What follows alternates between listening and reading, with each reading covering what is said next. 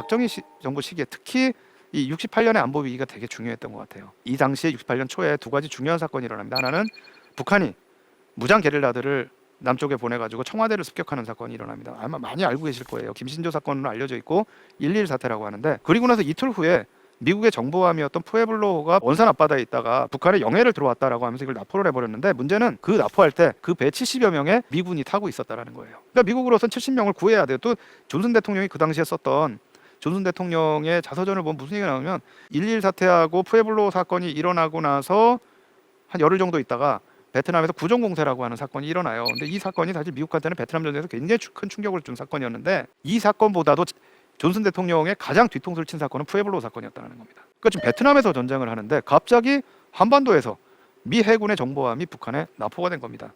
거기다가 생포된 군인들이 있어요. 이 사람들을 무사히 복귀하도록 하는 게 존슨 대통령으로서는 국내 여론에서 되게 중요해요. 특히 이게 일어난 68년이요.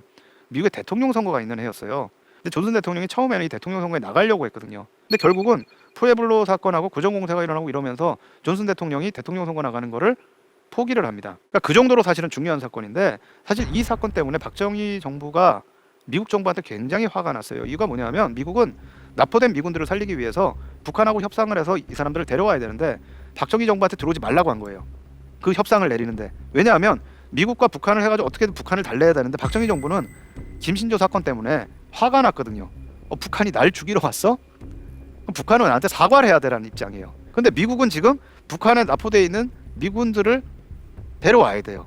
근데 한국 정부가 가서 북한한테 니네 우리한테 사과해 라고 얘기하면 이게 안 되거든요. 그러니까 한국 정부를 협상 과정에서 제외를 시켜버립니다. 그리고서는 북한하고 단독으로 해요. 그러니까 이제 박정희 대통령이 화가 났죠. 야, 지금 우리가 피해를 당했는데 니네는 가서 딴 얘기만 하냐? 그럼 북한하고 얘기하려고 그러면 1.1 사건에 대해서 분명하게 거기서 얘기를 하고 사과를 받아달라고 하는데 미국이 그 얘기를 거절을 합니다. 근데 그때 이제 한국 정부에서 북한에 대해서 보복 공격을 할 계획을 세우죠. 근데 미국의 입장에서는 지금 베트남에서 싸우는 것도 힘들어 죽겠는데 만약에 한국에서 또 다른 사건이 일어난다 그러면 이게 두 군데를 해결할 수가 없어요.